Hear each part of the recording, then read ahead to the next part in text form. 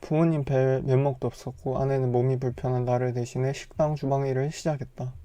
밤 10시가 되도록 일을 하고 돌아오는 아내를 위해 내가 할 수 있는 것은 아무것도 없었고 나는 그저 몸이 좋아지기를 바라며 재활 운동을 열심히 할 뿐이었다.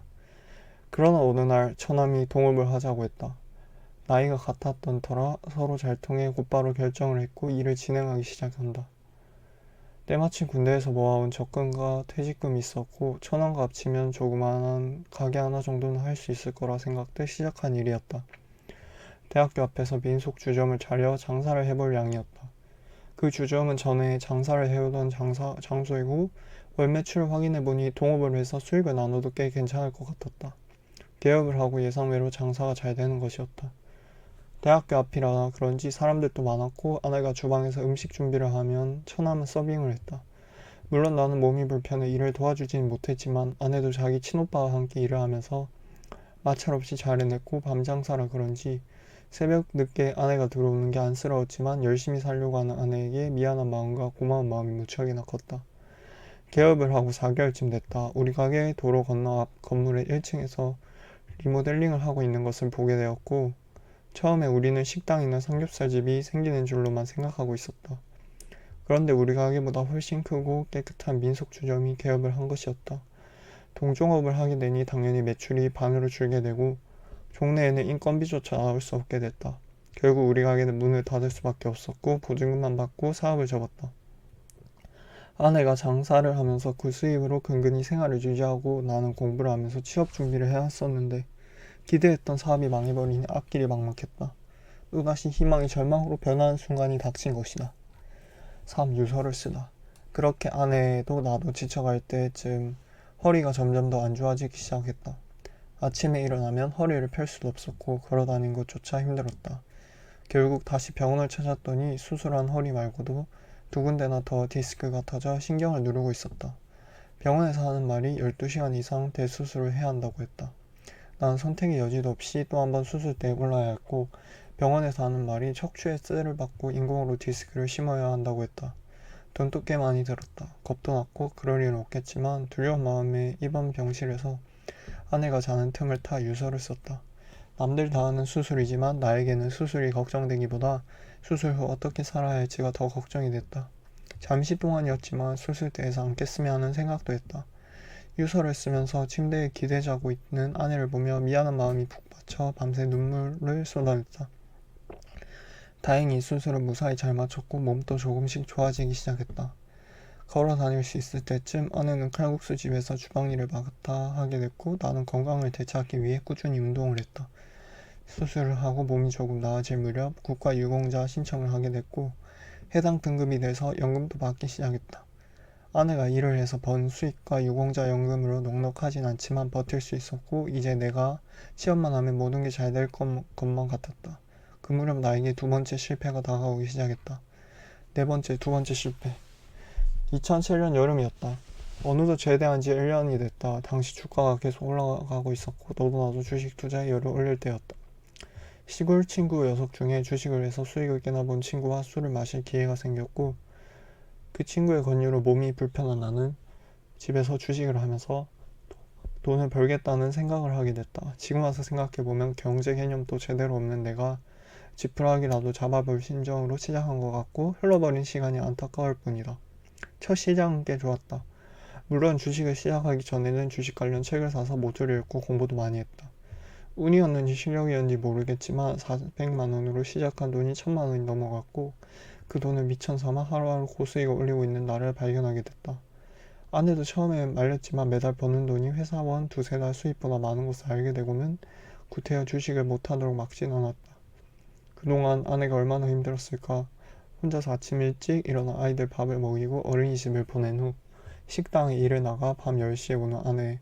그래도 힘들다는 말 없이 묵묵히 일을 다니며 내 몸 걱정해 어떻게든 몸에 좋은 음식을 차려주려고 노력하는 아내였다. 주식을 시작하고 생활이 넉넉해져 얼마 후 아내도 일을 다니지 못하겠다. 그 당시에는 내가 주식 투자에 소질이 있다고 생각했고 통장을 확인할 때마다 쌓여가는 숫자를 보며 이제 내 인생에 실패는 없다는 생각을 하게 됐다. 그러나 욕심은 더 큰 욕심을 부르게 되고 그 욕심에 모두 잃게 된다는 법칙을 뼈저리게 배우고 느낄 수 있는 기회가 왔다. 2007년 7월부터 외국인 투자자의 매도가 시작됐고 하루하루 번 돈을 다시 내뱉을 수밖에 없었다. 잃은 돈을 한 번에 만회하고자 더 큰 돈을 투자하면 더 큰 돈을 잃게 된다는 것이었다. 결국 2달여 동안 꽤 많은 돈을 날리게 됐다. 돈을 쉽게 벌고 허무하게 잃게 되는 경험을 하고 보니 돈은 열심히 일해서 일한 만큼 벌어야 한다는 교훈을 얻게 됐고 내가 세상을 너무 쉽게 봤다는 생각도 들었다. 이렇게 두 번째 실패가 왔지만 나에게 많은 경험을 가져다 준 계기가 됐고 그 후 새로운 도전이 나를 기다리고 있었다. 도전, 다가오는 희망. 챕터 5. 군대에서의 사고, 민속주점 사업 실패, 주식 투자 실패. 3번의 큰일을 겪고 난 후 나는 더 이상 안 되는구나, 나는 운이 없다 등 좌절에 휩싸여 디디고 일어설 힘조차 없었고 다시 어떤 일을 시작할 용기도 없던 시간이 정처없이 흘러갔다. 그렇게 지내다 보니 제대한 지도 어느덧 1년 3개월 정도 지나갔다. 그러나 어느 날이었다. 큰딸 아이가 아침에 일어나 어린이집을 가면서 아빠 친구들은 매일 피자 시켜 먹는다는데 우리는 피자 왜 안 시켜줘라고 하는 것이었다. 그러나 우리는 정해진 새끼 외에 간식거리를 먹을 형편이 되지 못했던 터라 아내는 딸아이한테 아빠 취직하면 먹자, 조금만 참자, 엄마가 더 맛있는 거 찾아서 준비해 놓을게라고 말하는 것이었다. 얼마나 미안하던지 아내 몰래 밖으로 나가 피자집에 전화를 걸어 딸아이가 돌아오는 시간에 맞춰 제일 비싼 피자를 시켜주었다. 두 아이는 정말 맛있게 먹는데 아내는 방 안에서 조용히 빨래를 개며 눈물을 훔치고 있었다. 너무 마음이 아팠지만 아내에게 어떤 말도 해줄 수 없었다. 다음날 아침 아내는 나에게 공무원 준비를 해보는 게 어떻겠냐는 권유를 했다. 말도 안 된다고 생각했다. 공무원 시험을 준비할 생각을 안 해본 건 아니었다. 그러나 많게는 몇백 대 1의 경쟁률과 3년 이상 공부를 해야 한다는 말들을 많이 들었기에 시작조차 할 엄두도 내지 않았다. 더군다나 군대에서 6년 동안 군대 업무만 보다가 나온 놈이 영어나 법 과목을 공부해서 공무원 준비를 준비하는 수많은 경쟁자를 제치고 합격할 거라는 기대조차 애초에 가지도 않았다. 6번째, 끝이 보이지 않는 시작. 수없이 고민하고 고민했다. 내가 할 수 있을까? 합격할 수 있을까? 한 번의 사고와 2번의 실패, 나 스스로 이것이 하얀 곡선의 마지막이라고 믿고 싶었다. 물론 다른 사람들이 공무원이 뭐 대단한 직업은 아닐지 모르지만 나에게는 가정의 안정과 무엇보다 두 아이에게 떳떳한 아빠가 될 수 있을 거라는 생각이 들었다.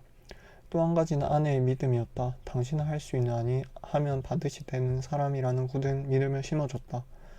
그렇게 해서 공부를 시작해야겠다는 마음을 먹게 됐다. 처음에는 공무원 시험 학원 야간반을 다녔다. 아내가 낮에 일을 하던 터라 오후 시간대 아이들을 챙겨줄 사람이 없었기 때문이었다. 학원을 다니던 2달이 지나고 모의 시험을 봤다. 2달 만에 당연히 성적이 나올 기대도 없었지만 이건 아니었다. 문제를 봐도 아는 것이 전무했다. 공부해야 할 방향도 전혀 잡지 못했다. 2008년 국가직 시험을 6개월 정도 앞둔 시점에도 도무지 내가 지금 뭘 하고 있는지 어디서부터 어떻게 시작해야 하는지 몰랐다. 아내는 마냥 내가 공부한다고 안심하는 눈치였지만 내 마음은 타들어갔다. 1시간 이상 앉아있으면 허리에 통증이 왔고 역시 나는 안 되는 건가라는 자괴감에 빠지게 됐다. 그러나 시작을 한 것을 포기할 수는 없었다. 방법을 바꿔보기로 결심했다. 집 근처에 독서실을 잡고 매일 아침 7시쯤 독서실로 가서 밤 12시가 넘어서야 집에 왔다. 그러나 낮잠을 많이 자고 밤에 늦게 자던 버릇이 있어서 그런지 새벽잠을 설치는 일이 부지기수였고 잠을 설치다 보니 낮에는 집중이 되질 않았다. 공부 시간을 조절해야겠다는 판단이 섰다. 그래서 나는 오전 12시경 독서실에 갔고 새벽 2시에 집에 돌아와서 아침까지 공부를 하다가 7시쯤 잠을 잤다. 결과는 효과적이었다.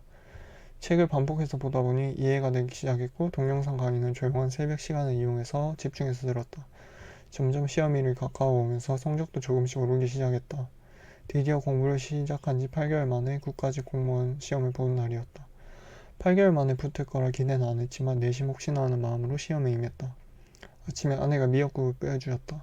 미역국을 먹으면 시험을 망친다는 속설이 있지만 나는 아내가 끓여주는 미역국이 세상에서 가장 맛있었고 미역국을 먹으면 속이 편안해서 특별히 아내에게 준비해달라고 한 것이었다.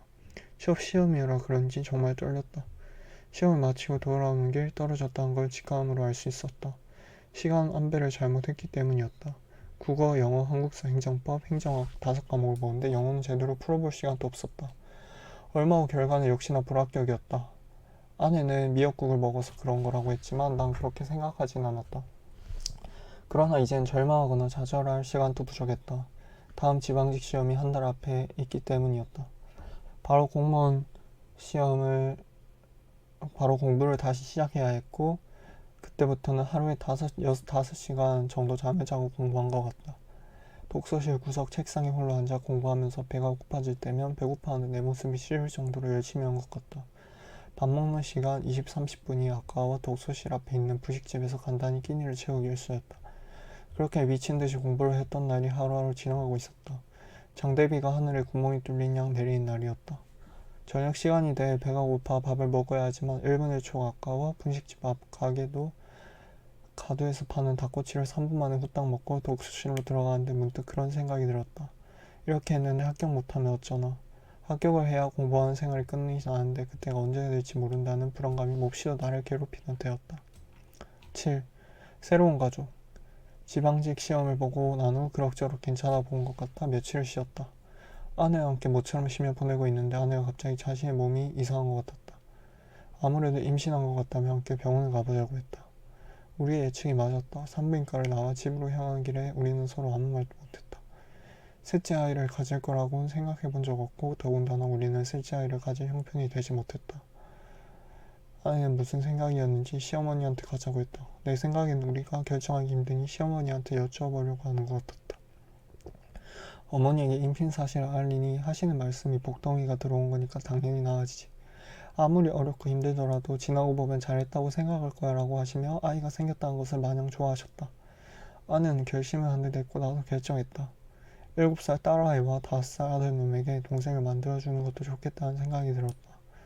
물론 경제적으로 더 힘들 거라는 생각은 했지만 셋째 아이까지 생기니 나 자신에게 책찍질을 할 수 있는 핑계거리가 더 생기고 그만큼 어깨가 더 무거워질 거라고 생각했다. 어깨가 더 무거워진 만큼 더 노력해야겠다는 다짐도 했다. 그날 저녁 우리 네 식구는 없는 형편이지만 새로운 가족이 생기는 것을 모두 축하하고자 패밀리 레스토랑에 갔고 정말 배불리 먹었다. 웃고 떠드는 두 아이의 얼굴을 보며 우리에게도 조만간 희망이 올 거라는 생각을 하게 됐다. 지방직 시험을 1점 차이로 떨어지고 비교 합격은 못했지만 희망이 보였다.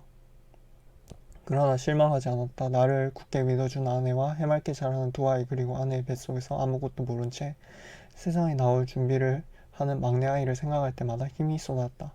그렇게 하루하루를 보내던 중 9월에 행정직 시험이 있었다.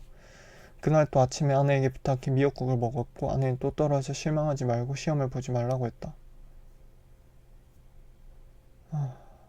내 능력을 시험해보고 싶은 마음이 들었다. 비록 떨어지더라도 실망이나 후회는 없을 거라고 했다. 그렇게 시험을 보고 난 후 11월 드디어 합격자 발표를 하는 날이었다. 이름 석자가 있는 걸 발견했고 그 순간의 기분은 아마도 평생 잊지 못할 것이다. 우리는 눈물을 훔치며 크게 웃으며 아이도 함께 안아줬다. 정말 열심히 살자고 다짐하고 또 다짐했다. 합격은 했지만 모든 게 끝난 것은 아니었다.